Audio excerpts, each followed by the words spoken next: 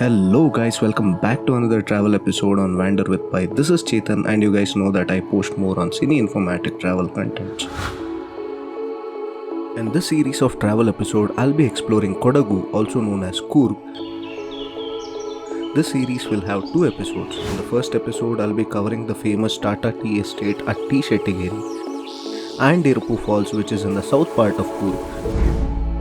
And in the second episode, I'll be visiting Kutupalli Dam and Mandalpatti near Madikeri, which is in the north part of Coorg. So without wasting any further time, let's jump into the vlog. With my cousins, I started from Bangalore on Friday night to Gonikoppal, which is one amongst the major towns in Coorg and which is also my native. Sipping chai in the chilling weather is one of the favorite things that I like doing on highways. While crossing the forest areas of Rajiv Gandhi National Park, if you are lucky enough, you will spot deers and elephants. The next day morning, we headed from Gonikoppal to Tata Tea Estate at T. Shettigeri, which is around 20 kilometers. And on the way, we stopped at Ramakrishna Ashram, Punampet. Set in the midst of nature's lap, in the lush green and serene surroundings, this ashram has been source of spiritual guidance ever since its inception since 1927. One must definitely visit the ashram. It is open from 8 to 11 am in the mornings and 3:30 to 5 pm in the evenings.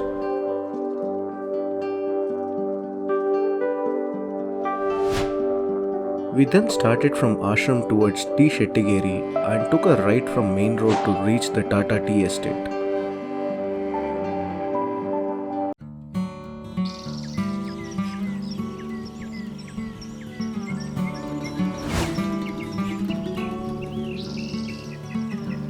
Permission is required at the entrance of the estate. We spoke to the manager and then the guard let us inside the estate. This place is also called as Glenlorna Tea Estate and tea here are grown since 1914, surrounded by 1200 acres of lush green tea plantation.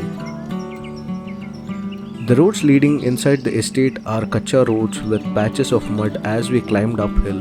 One needs to be very cautious while driving on these roads. We then stopped on top near a plantation trail and took a walk on the trailing path. Listening to the chirping sound of birds, up above was cloud-painted sky. Watching those green hills at horizon, we were surrounded with lush green of tea plants. And yeah, I was lost in the serene beauty of the nature. After a while, we took a path leading to the other side of hill, joining to the main road towards Srimangala. About 3 kilometers from Srimangala town, we took a ride to Iruppu Falls. It is around 5 kilometers from main road to reach Iruppu Falls with all the curvy roads, so drive with complete caution. We reached Iruppu Falls around 2 pm and all of us were hungry. Near the parking yard there is a cafe by name Yes Cafe and we had our lunch there. And yeah, do try cheese Maggi and veg fried rice at this place. They serve some really damn tasty food. After filling appetite, we took entry tickets to falls. They charge about 50 rupees per person and the falls is open from 8 in the morning till 5:30 in the evenings. It is about 500 meters and 10 to 15 minutes of walk uphill in the forest trails with green hills around. Walking on the bridge alongside downstream of waterfalls, one needs to be very careful about leeches on the way, especially during monsoon. Iruppu Falls is one of the exotic waterfalls in Brahmagiri range, which is also known as Lakshmana Tirtha Falls. The pristine cold water here is considered to be holy dip and has powers to cleanse the past sins of visiting devotees. The stories from Ramayana say when Lord Rama asked Lakshmana to fetch water during their quest of finding Ma Sita, Lakshmana couldn't find any source of water and to do his duty at any cost, he shot an arrow piercing into Brahmagiri hills, which split the clean and pure stream of river later came to be known as Lakshmana Tirtha. On reaching top, there is a platform made for people to watch this magnificent cascade of waterfalls, and there is a small narrow pathway to get down near the falls to take a dip.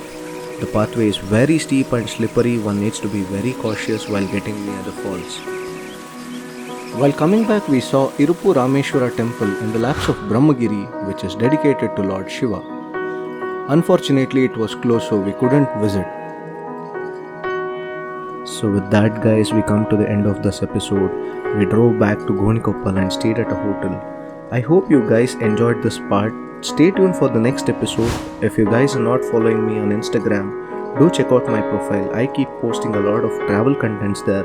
And do like this video, share and subscribe with your friends, family. Take care. See you guys.